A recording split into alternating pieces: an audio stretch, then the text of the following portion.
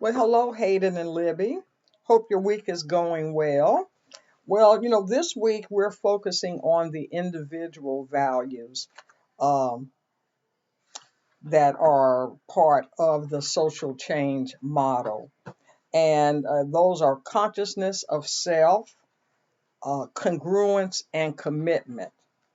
And I didn't write notes. I've just highlighted things in my book, and I'm just going to I guess, give a stream of consciousness and some thoughts on various things that I've highlighted. I will say, though, reading this on the individual values has been very, I guess, timely for me. And the term that you both of you used last week was introspective. And I'm having to um, I guess, reevaluate some things in my life because I'm at a point in my life where, you know, the book talks about having goals and objectives, and at this point, I have none, and that's an odd place for me to be. I have achieved all of the career goals I've ever had, and so and since I have no desire to re-enter the traditional workforce, I really don't have career goals,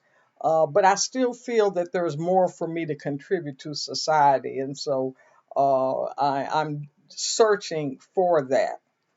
And so I guess I'm reading these three chapters with, I'm going to say, a renewed interest and application to myself. But the first C is consciousness of self.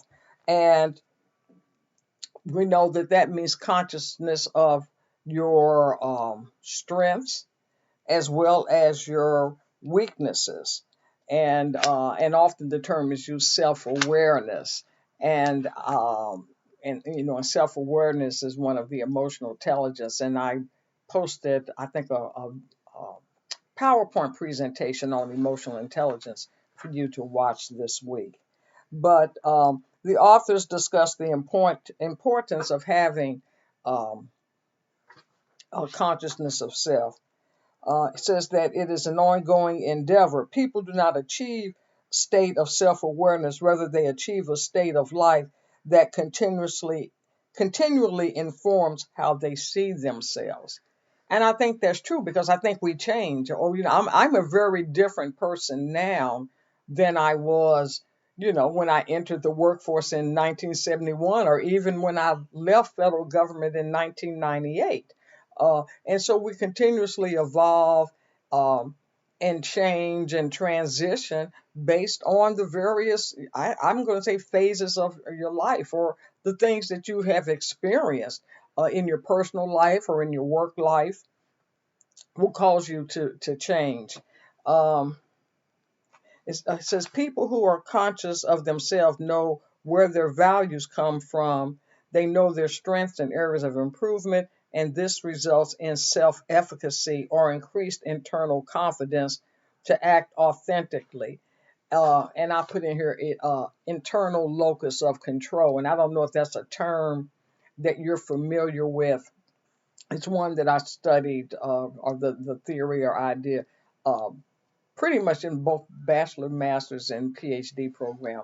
And it deals with, do you think things happen in your life primarily from outside forces, or do you believe you have control over many of the things that happen in your life? I have an internal focus of control. So I'm always going to look internally first, because I believe that I do have a great deal of control over the things that happen in my life, and I don't ascribe them to other people or other events outside of myself. And that doesn't mean that other external factors never come to play, but we start first and think that we have control over, you know, uh, uh, events. We can have control over our emotions. That things happening outside of us are not going to cause us to act in a way that is incongruent. And congruence is the next C that we'll look at. And so that's basically. In terms of the consciousness of self, uh, it it enables us to have self confidence. when we recognize where our values come from, when we recognize what our strengths are, um, and don't shy away from those things. I know the things that I do very well. I'm excellent at planning. I'm excellent at organizing. I'm excellent at getting organizations up and running. But my weakness is the maintenance of those things. Once they're up, I lose interest in the day to day. I like the new, the shiny. I like the special project, but managing things on a day to day basis, that gets boring for me after a while. Once I think I have mastered something, then I'm ready to move on to the next task. And that always worked well for me in my career. Um, and primarily because I pretty much, once I left the secretarial field and became an analyst and then became, a staff person and a manager, I always had not only supervisors, but just people that were at higher levels than I was in the government that just thought a lot of me and they saw a lot of potential in me. And so they were always looking for, they knew I liked the special projects. And so they were always looking for special projects for me to undertake and keep my interest up and not only that, but just hone new skills. So that's what, like I said, but then, like I said, so that's what consciousness of self. Like I said, you recognize those things that motivate you, those values that you have, the strengths that you bring, and the weaknesses. And you don't beat yourself up over the weaknesses. You just recognize that those are areas that you need to improve upon. The authors talk about the various aspects of individual identity, your values, your principles, your culture. Of course, your culture plays a significant role in your identity and it shapes your behavior. Uh, you know, cultures in the South are very different than cultures up north. Even for people of the same ethnicity, they can be very different. I was raised in Kentucky, which now I consider Kentucky South. I realize now most people consider it Midwest, but if you ask me, I can say I'm a Southerner. But when I moved to DC, it was a very different type of culture. And I remember my first day working at the Pentagon, and I referred to my supervisor, who happened to be a Caucasian lady from up north. I called her ma'am. And she called me aside and she said, "Honey, this is not the plantation. We don't say ma'am." She said, "You can say yes or yes, Mary."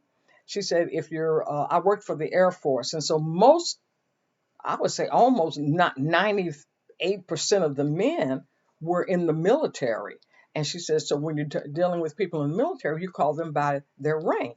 And she taught me how I could distinguish a sergeant from a captain, from a lieutenant, uh, and a lieutenant colonel versus a full bird colonel. And she taught me how to do that for the various um, divisions of military, even though I worked for the Air Force.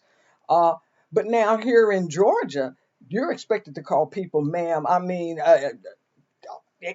any woman, basically. And so I often tell students, because sometimes people will say you're just rude if you don't say ma'am. I'm like, no, it's just a cultural thing. If you weren't raised in a culture to do that, it's not rude. It's just you're acting, consistent with the culture that you were raised in. Um, or that you happen to be in at the time. And so sometimes you can't take it personally when everybody doesn't ascribe to the same cultural behaviors that you do. Faith definitely plays a very big role in our consciousness of self and how we behave, or I guess I was supposed to say it should. I remember I told you all that I interviewed the commissioner of the IRS for my dissertation. He was actually the subject of my dissertation. And my theoretical framework was servant leadership. Well, at Regent, they aligned servant leadership with being a Christian. And I didn't. I had read all of Greenleaf's literature, And even Greenleaf himself um, said that it wasn't a religious based um, theory or idea of way of leading. It just came from, I guess, an internal drive to serve. So when I presented my idea that I wanted to uh, uh, focus my dissertation on the commission of the IRS using servant leadership as my theoretical framework, well, the first thing the committee asked was, is he a Christian? And I'm like, I have no idea what his religious beliefs are. I said, but what I do know is that I see these characteristics in him. And they asked me, well, was I going to ask him, was he Christian? And I told them no, because I didn't think for the purpose of my dissertation that it mattered. Well, now, during the course of interviewing um, his direct reports, many of them associated his behavior and his leadership style to him being a Christian. It turns out he's Catholic. He's on the board of trustees at Georgetown University, and like I said, and based on what his direct reports knew about him, was very a practicing Catholic. Like I said, when I interviewed him, I did not bring any of that up at all. So he gave me the opportunity. Once I interviewed him, he said, now if you have any follow-up questions, because he retired about a week after I interviewed him. So he said, if you have any follow-up questions, here's my contact information, and just send me an email and I'll answer it. So I did. In a follow-up, um, I asked him, the way I phrased it was, many of your direct reports felt that your leadership style is a result of your Christian faith. Would you speak to that? That was the way I phrased it. And he wrote back and says, well, I would like to believe that all of my actions, whether they are in the workplace or in the community or at home, are reflective of my Christian beliefs. So, like I said, so yes, your faith should be evident to those with whom you interact. Um, the tenets of how you treat people, having love, having compassion, those sorts of things should be evident to those with whom you interact. Uh, the author said, your generational peers can influence, and truly, this new generation, that different, they have different sets of standards and I would say different values. I think I can go so far as to say different morals than I have. My own children do, and so your generational peers definitely have an influence.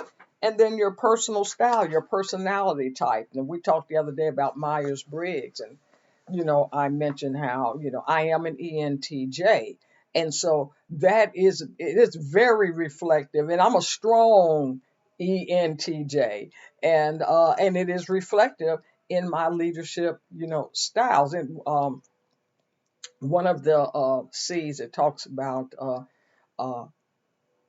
uh, sometimes you can be too, adherent to rules, and that's me. That's a J. A J is like, well, what do the rules say?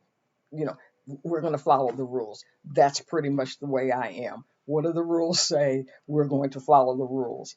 And of course, sometimes you have to learn how to manage that, and that comes in later in one of the other C's. Okay. Um, He also talks about, or the authors talk about awareness of how others perceive us. It says, in addition to having a strong sense of self, it is equally important to know how other people perceive you. And it really is, because sometimes people have a perception of you that, you know, sometimes it can be unflattering. Sometimes it's positive, and they see things in you don't see in yourselves, and they're positive. And sometimes they can be very unflattering. And so it is helpful to know uh, how others perceive you. the church I belonged to a number before I belonged to where I am now.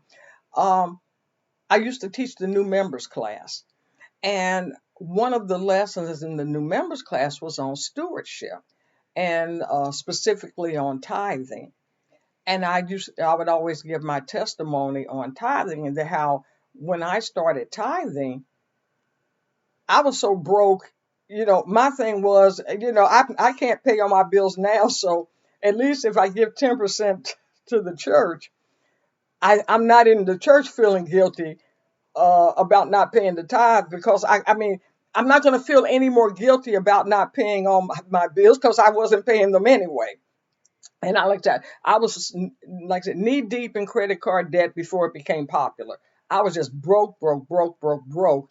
But, my pastor taught on tithing, and he taught the scripture where God said to try him. And I'm like, okay, God, I'm going to try you on this one. And I can truthfully say God's been faithful. And I was probably, I'm going to say maybe 22 or 23 at the time, and I have been a tither ever since, and married a man who was already a tither, so that wasn't an issue, because that would have been a deal breaker for me if he wasn't, because I was so committed to it and I saw how well it worked. Well, someone asked me to give a tithing testimony before the congregation, and because like I said, they had heard me discuss it in new members class, and then also at a women's function where they had asked me to discuss it. And so I did. And a young man came to me after that, and he said, Dr. Pearl, he said, I have a whole new respect for you now that I've heard your story. And I shared some things about my life and that sort of thing, as a part of the testimony. He said, I always assumed, because of the way you carry yourself, that you were born with a silver spoon in your mouth, that you were born into privilege and born into a family that had money. And nothing could have been further from the truth. And I said, no, not, he said, and so it wasn't until I heard your tithing testimony, I realized that wasn't the truth. And I said, no, I said, but my mother always said it doesn't take money to have class. She said, you can be broke and still have class. And so I've always um, carried myself in that manner, that, I'm going to have class no matter what.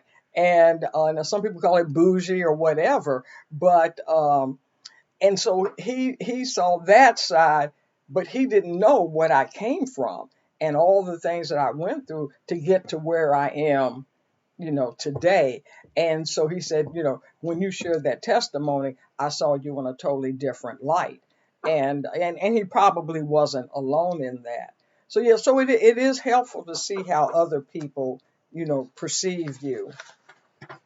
So I'm going to end with this chapter on habitual reflection, and the authors, admonishing us like to stay in reflection, to increase our awareness of how we behave in the presence of others, and all of these things that are listed on page 54.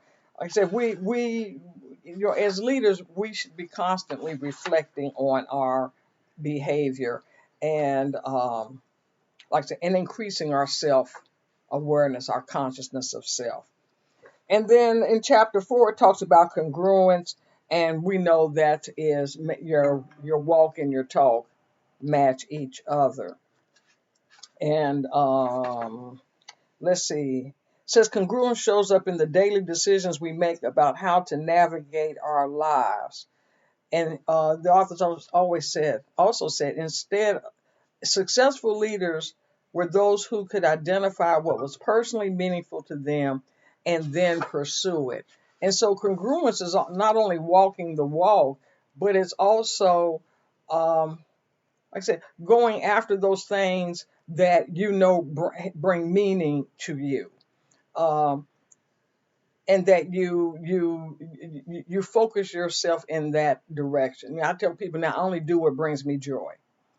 And if it no longer brings me joy, I don't do it. Now I'm blessed to be at that point, financially, I don't have to take everything that's offered to me. I taught at University of Phoenix for 15 years, and it reached the point. It not only was it not bringing me joy, but they had, new leadership had come in with a new direction that didn't align with my values, nor did it align with my personal life and how I wanted to work. And so I left the university because, like I said, it wasn't bringing me joy. It wasn't congruent anymore with my values in terms of higher education, particularly. And I was at that point, I was only teaching at the doctoral level. And so decisions that were made and policies that were implemented weren't congruent with what I thought was in the best interest of the doctoral students or the faculty for that matter. And so I left the university. And sometimes, you have to make those kinds of decisions, and the author talks about that. That sometimes you have to look, and if the values aren't congruent, or the work practices or whatever aren't congruent, then sometimes it's time for you, to leave, uh, and find employment, you know, elsewhere. One of the situations that I thought of when I read this a number of years ago, when a lot of the states started making gay marriage um, legal. Well, I know in the state of Kentucky was one of those states, and in the news was about a young lady that worked in an office somewhere in one of the cities in Louisville, and she worked in the marriage license office, and she took it upon herself to not give a marriage license to gay couples. And of course, a big controversy ensued. And my position was, that's your job, is to, people come in and they're entitled to a marriage license and they have the money. Your job is to execute that and to give all of the citizens that are due that, give it to them. It's not your job to make a judgment call. Now, some Christians disagree with me on that, but I'm like, no. And, I said the thing she should have done was found another job. That job was no longer congruent with her personal beliefs. And so to me, then you find yourself another job. Now, some people say it's not that easy. No, it's not. But, it's, and I always give this example. I personally am against personal gun ownership. And you listen to my video of the first week about the thing I thought was the biggest social issue, and I talked about personal gun ownership or gun violence. And like I said, I've been clear. Anybody that knows me knows I am against personal gun ownership.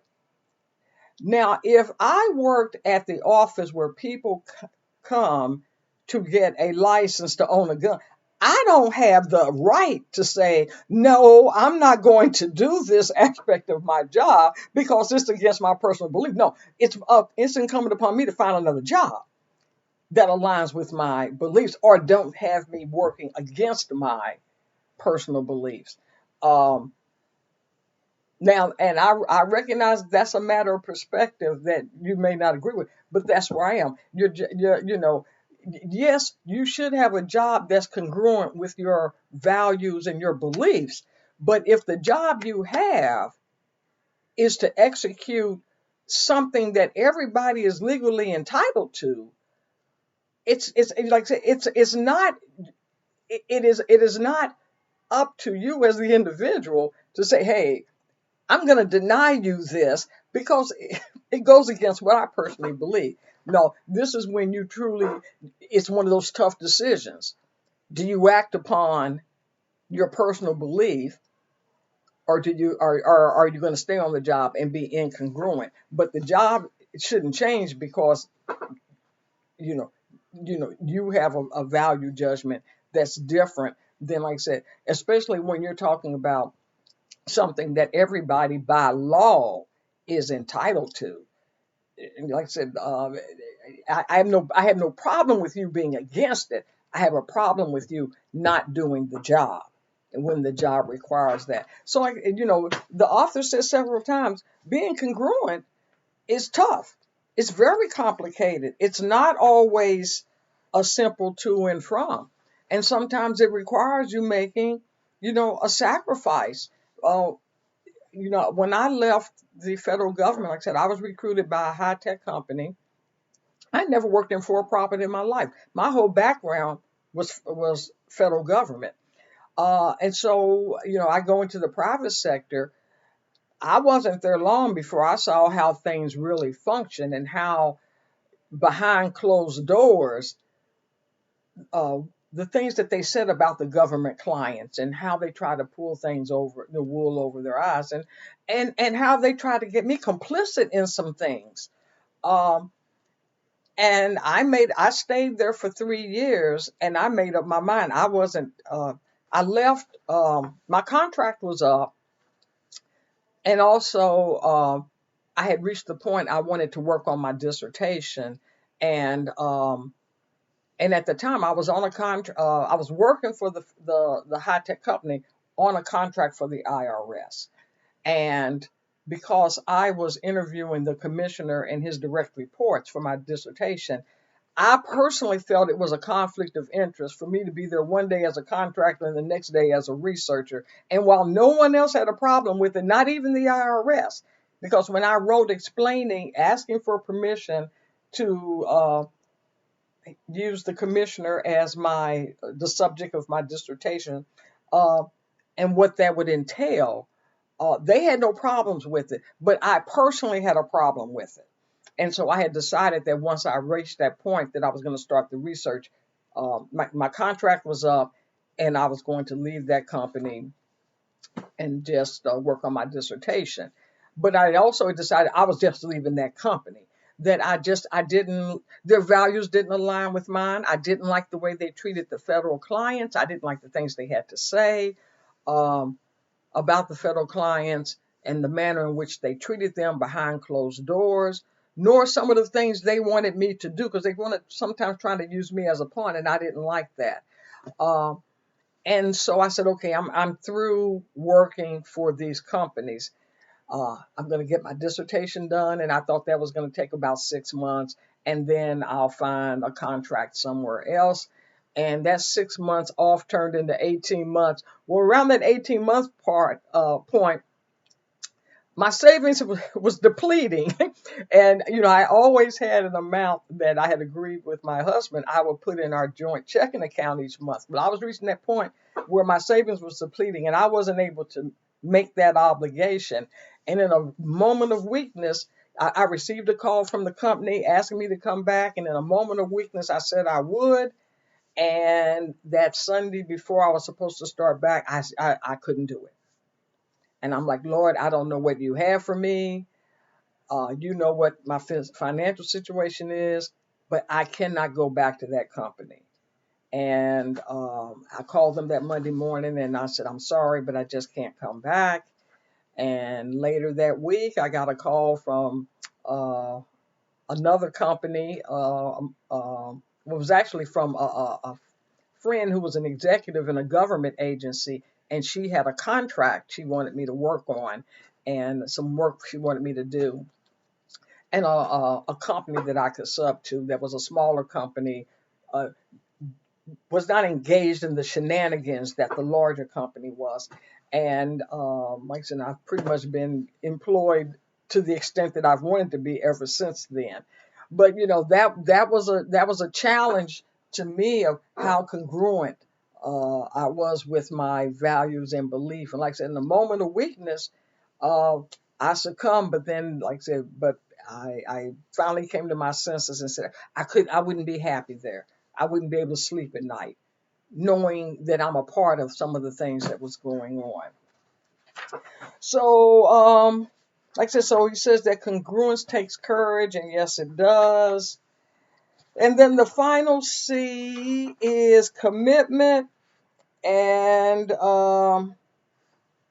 says commitment, the final individual C, pulls together the concepts of consciousness of self and congruence and anchors the group effort. And basically, it's being, committed, and even though they have it as an individual C, it really is kind of committed to the group and making sure that the group is achieving, the process. Because, the whole basis of the book is about us working well together. And so, and so that, commitment is kind of pretty self-explanatory. Um, like I said, so it's just making sure that we are committed, that we identify the things that we're passionate about, and they're big on that. Because if you're not really passionate about it, it's going to be hard to be committed. Um, like I say, you can tell when I've lost interest in something. My first thing is I start showing up late, and then eventually I stop showing up at all. I just left an organization where I kind of went through that, where I thought the organization was really going to meet some of the desires I had to really work in the community and things, and they showed that they really didn't. And like I said, and my commitment to that organization just waned, and so I finally just went ahead and left it because, like I said, I reached the point I show up to meetings late, not show up at all, and so we really need to make sure that we are committed, to those organizations. And he has the story about, or the authors have a story about Carrie and Akari, Cari, and how, when she first went off to college, she joined everything. And that sounded like me. I used to be that. I was a joiner. I joined everything. I've been in church where I was in every ministry, whether I had a passion for it, talent for it, knowledge of what they needed, they were about.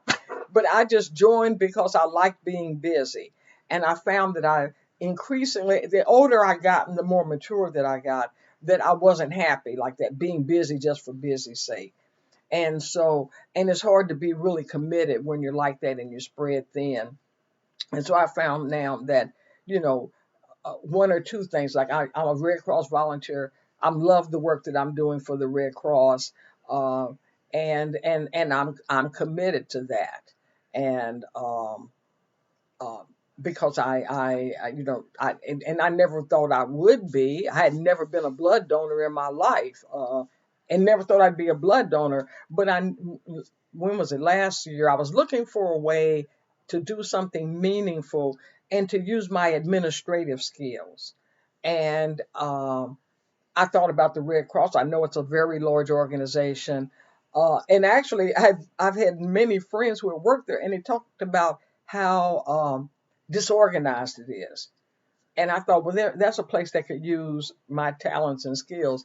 And sure enough, even as a volunteer, uh, I'm listened to, and there have been some changes that have been made in the short time. I've only been there since last August, but I'm very vocal. I mean, the one thing about being a volunteer, you don't have to worry about getting fired. So if I think something's crazy, I'll just say, hey, this is crazy.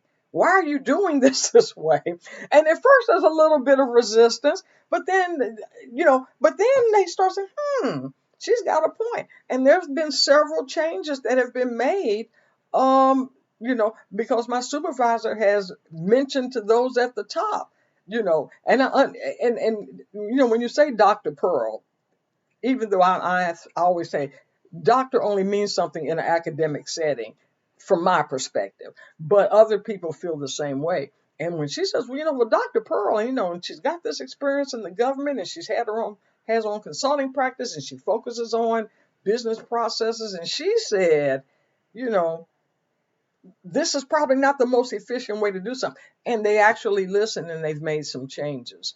Um, got one more thing I'd like to see changed, and I do believe it's coming. But I am committed to that organization and to the group and to the goals of the organization, because I recognize how important blood is to saving lives. So those are our three C's for the individual values: consciousness of self, congruence, and commitment. And I encourage you to look at the questions at the end of the chapters. I've decided the next time I teach this class, we're going to focus more on these questions for our weekly activities. If you want to address some of them in your one or some in your personal reflections, feel free to do that.